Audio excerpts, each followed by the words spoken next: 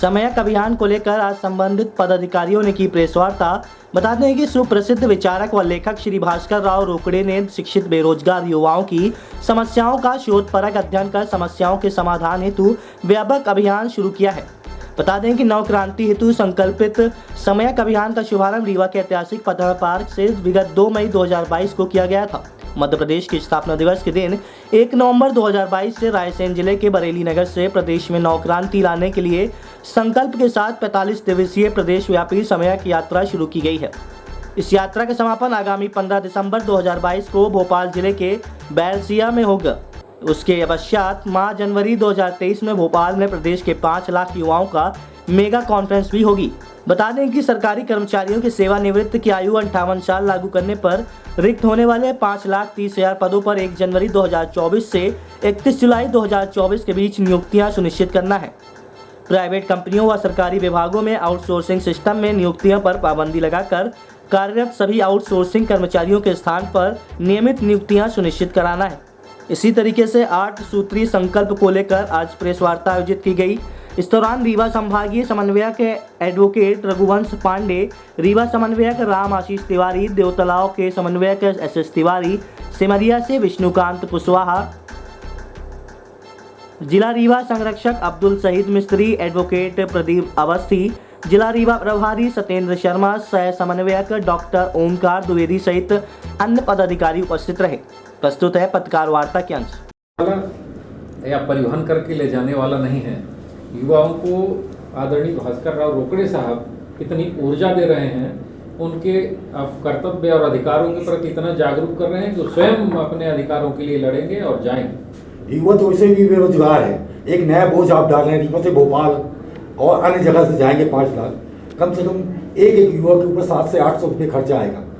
वो युवा कहाँ से लाएगा?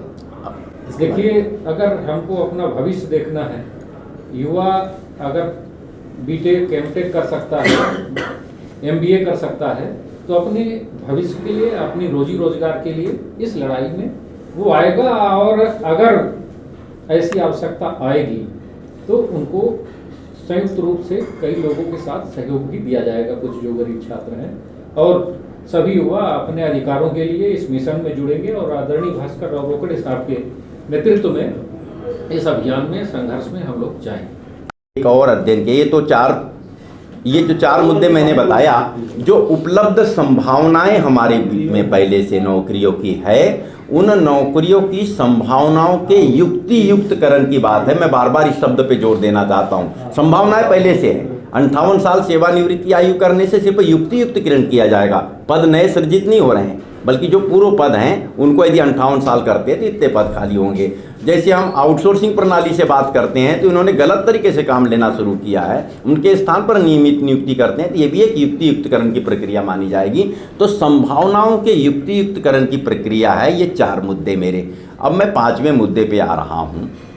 5वां मुद्दा ये है, आरक्षण की प्रक्रिया को लेकर बड़ी अलग अलग का प्रकार भ्रम फैलाया गया है। कभी सड़क जाम, कभी ट्रेन रोको, कभी आदि आदि सारी चीज़ें हो रही है। इस बात में भी लोगों ने सही ढंग से जानकारी लेने का प्रयास नहीं किया। भाई, देश हमारा जब स्वतंत्र हुआ तो SC ST को आरक्षण देने की जो बात आई वो सामाजिक रूप से था कि सामाजिक रूप से बहुत पिछड़े, इनके स्तर को उठाना पड़ेगा। तो SC वर्ग के लिए और ST वर्ग के लिए 22.5% आरक्षण राष्ट्रीय स्तर पर दिया गया। 7.5% आबादी आदिवासी वर्ग की मानी गई 1931 की जनगणना के आधार पर, और 15% आबादी मानी गई शेड्यूल कास्ट की। 22.5% आरक्षण देने के बाद में ये देखा गया कि पूर्वोत्तर के कई राज्य हैं जहां आदिवासी 50% से अधिक है, इनके साथ अन्याय होगा। तब उस समय केंद्र से राज्य सरकारों को ये अधिकार दिया गया, बिल्कुल एक लाइन का अधिकार है, कि राज्य अपने अपने राज्य में आबादी के अनुपात में आरक्षण सुनिश्चित कर सकते हैं। ये राज्य को अधिकार दिया, क्योंकि उस समय SC ST के ही लिए आरक्षण था, दूसरे के लिए नहीं था।